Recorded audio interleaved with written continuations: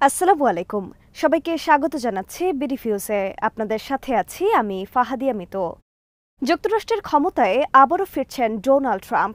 এই জনপ্রিয় নেতার ফেরা নিয়ে বিশ্বজুড়ে বেশ সতর্ক প্রতিক্রিয়া দেখা গেছে।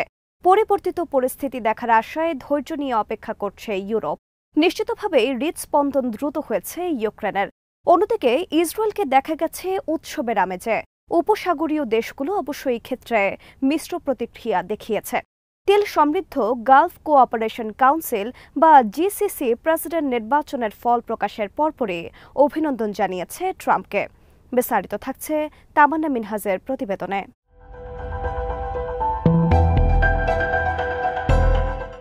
ট্রাম্পের বিজয়ের পর সৌদি যুবরাজ মোহাম্মদ বিন সালমান সরাসরি ফোন করে শুভেচ্ছা জানিয়েছেন।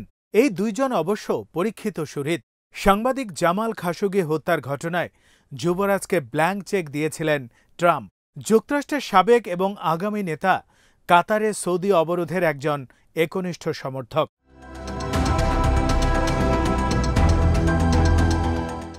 ট্রাম্পের বিজয় নিশ্চিত হওয়ার পরপরই উপসাগরীয় অঞ্চলের স্টক মার্কেট ঊর্ধ্বমুখী হতে শুরু করে।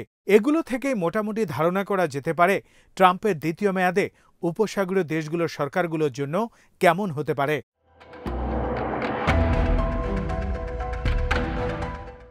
2020 সালে প্রথম মেয়াদ শেষ হওয়ার পরও জিসিসি নেতাদের সঙ্গে ঘনিষ্ঠ সম্পর্ক রেখেছিলেন ট্রাম্প। সংগঠনের কয়েকটি $1 মিলিয়ন চুক্তি করার ক্ষেত্রে পর্দার আড়ালের প্রধান চালিকা শক্তি ছিলেন এই নবনির্বাচিত প্রেসিডেন্ট। তবে মধ্যপ্রাচ্যের সঙ্গে এই একটি কারণে ট্রাম্পের সম্পর্ক ভালো এমন সরল উপসংহারে পৌঁছানোর কোনো কারণ নেই।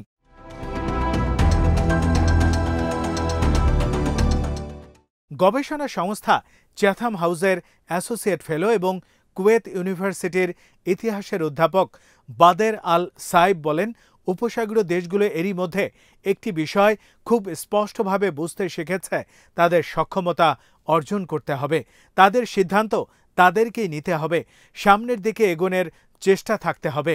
যুক্তরাষ্ট্র বা অন্য যে কোনো দেশ যেই আসুক না কেন, তাদের সঙ্গে কাজ করে যাওয়ার মানসিকতা থাকতে হবে।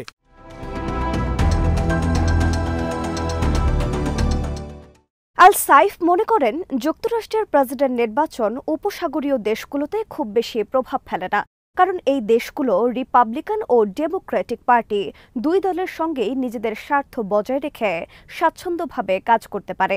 তিনি আরও বলেন, যুক্তরাষ্ট্রের আগামী প্রশাসনকে বুঝতে হবে উপসাগরীয় দেশগুলো বিভিন্ন সুপার পাওয়ারের মধ্যে ভারসাম্য রক্ষা করে চলতে অভ্যস্ত হয়ে গেছে, কারণ প্রতিটি দেশই মধ্যপ্রাচ্যের সঙ্গে একই রকম করে যুক্ত নয় এবং তাদের ভূমিকাও ভিন্ন।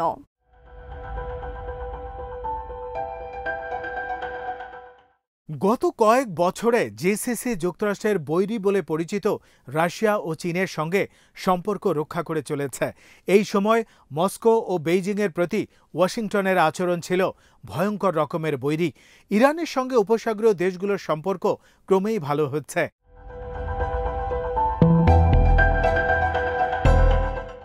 সৌদি আরবের সম্পর্ক পুনঃপ্রতিষ্ঠিত হয় 2023 সালে। এর আগের কয়েক বছর দুদেশের সম্পর্ক ছিল দা কুমড়া। কয়েকটি ছায়া যুদ্ধেও অংশ নিয়েছে তারা। ট্রাম্পের প্রেসিডেন্সিতে সাম্প্রতিক সময়ের সম্পর্ক কতটা মজবুত থাকবে তা নিয়ে উদ্বেগ থেকেই যায়।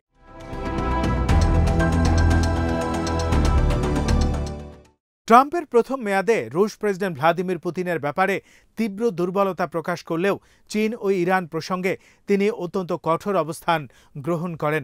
সেখানে কোনো পরিবর্তন আসবে বলে মনে করার কারণ নেই।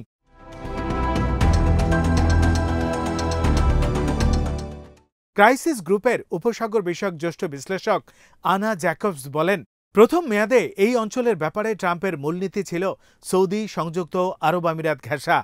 ইরানের উপর চাপ বাড়ানো, ইসরায়েলের সঙ্গে সম্পর্ক স্বাভাবিক করার চেষ্টা ছিল তার মধ্যে। কাজেই ইরানের সঙ্গে সম্পর্ক উন্নয়নের কোনো বিষয় সেখানে ছিল না।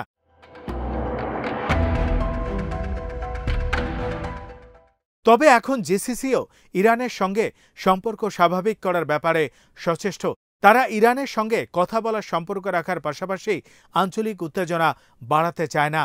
বিশেষ করে রিয়াদ তেহরানের সঙ্গে নতুন করে কোনো উত্তেজনা বাড়াতে চায় না।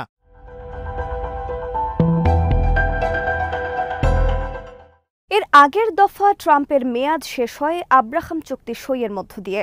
ওই চুক্তিতে ইসরায়েলের সঙ্গে জিসিসিভুক্ত দেশগুলোর সম্পর্ক স্বাভাবিক করার একটা রোড ম্যাপ ছিল।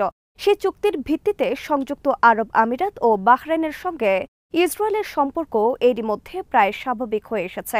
আরও দুটি আরব দেশ মরক্কো ও সুদানও একই পথে রয়েছে।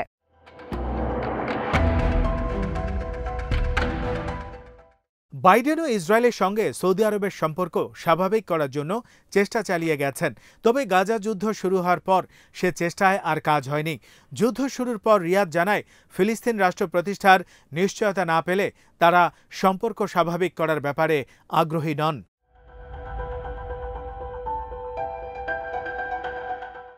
আব্রাহাম চুক্তির উপর বই রচনাকারী এবং গবেষক এলহাম ফাকরো মনে করেন, উপসাগরের সব দেশেই ফিলিস্তিন রাষ্ট্রের প্রতিষ্ঠা দেখতে চায়। সংযুক্ত আরব আমিরাত ফিলিস্তিন রাষ্ট্র প্রতিষ্ঠার পর দেশটি গঠনে নেয়া পরিকল্পনার অংশ হতে চায়। উপসাগরীয় বিভিন্ন দেশ, এমনকি যেসব দেশ ইসরায়েলের সঙ্গে সম্পর্ক স্বাভাবিক করে ফেলেছে, তারাও প্রত্যেকেই গাজায় ইহুদি রাষ্ট্রটির ভূমিকা নিয়ে বিরক্ত।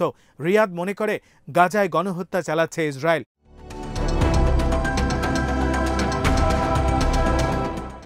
ইসরায়েল যুদ্ধ শুরুর পর থেকে এখন পর্যন্ত গাজায় ৪৩,০০০-এর বেশি ফিলিস্তিনিকে হত্যা করেছে। উপত্যকার বেসামরিক স্থাপনার বেশিরভাগই ধসিয়ে দিয়েছে তারা। এমনকি ত্রাণ সামগ্রীও ভূখণ্ডে প্রবেশ করতে দিচ্ছে না ইসরায়েল। ফাকরো মনে করেন, এক্ষেত্রে বাইডেন ইসরায়েলের প্রধানমন্ত্রী বেঞ্জামিন নেতানিয়াহুকে শর্তহীনভাবে রাজনৈতিক ও সামরিক সহায়তা দিয়েছেন। অস্ত্রবিরতিতে পৌঁছানোর ব্যাপারে কার্যকর কোনো চাপও তিনি নেতানিয়াহুর ওপর তৈরি করেননি।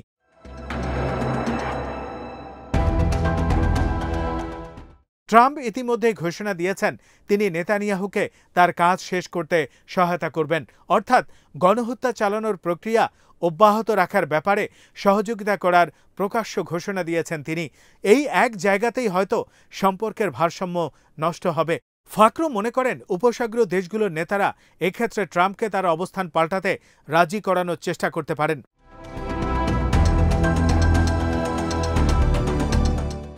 নেতানিয়াহুর সঙ্গে ট্রাম্পের সম্পর্ক অত্যন্ত মধুর, যদিও ট্রাম্প সম্পর্কে আগাম কিছু বলা বেশ কঠিন।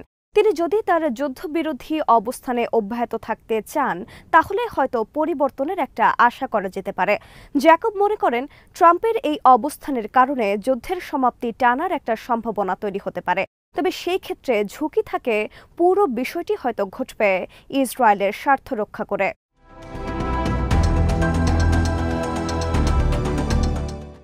জেসিসির সবাই পররাষ্ট্র নীতি নিয়ে একইভাবে চিন্তা করলেও এক্ষেত্রে কাতারের ভাবনা কিছুটা ভিন্ন হতে পারে। জ্যাকব মনে করেন, ট্রাম্পের হোয়াইট হাউসে ফেরা নিয়ে কাতার কিছুটা চাপে থাকতে পারে। সৌদি আরব গতবার ট্রাম্পের আমলেই কাতারের উপর নিষেধাজ্ঞা জারি করে, সেটা অবশ্য প্রত্যাহারও করা হয় ট্রাম্পের সময়।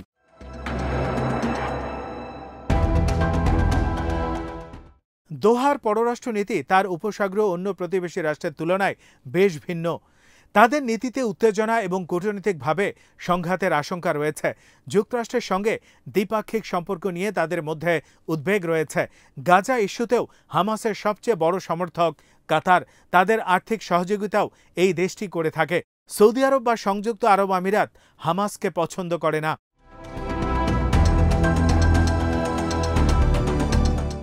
কাতার সম্ভবত অপেক্ষা করছে ট্রাম্প গাজা আলোচনা নিয়ে কি করে অগ্রসর হন সেটা দেখার জন্য। হামাসের সঙ্গে তাদের সম্পর্কের ব্যাপারে ট্রাম্পের প্রতিক্রিয়া কেমন হবে সেটাও দেখতে আগ্রহী তারা। হামাস ইস্যুতে ট্রাম্প এবং হাউস ও সিনেটর রিপাবলিকানরা কাতারের উপর চাপ দেয় কিনা তাও বুঝতে চায় দোহা।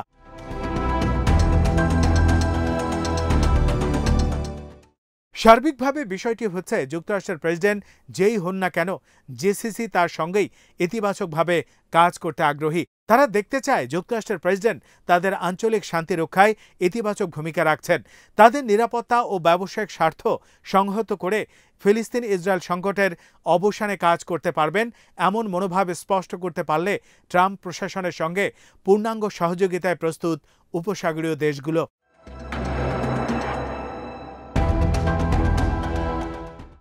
আজ এখানেই শেষ করছে। সবাই ভালো থাকুন, সুস্থ থাকুন আর দেখতে থাকুন বিডিভিউজ। চ্যানেলটি ভালো লাগলে সাবস্ক্রাইব করুন, সংযুক্ত থাকুন আমাদের ফেসবুক পেজে। আল্লাহ হাফেজ।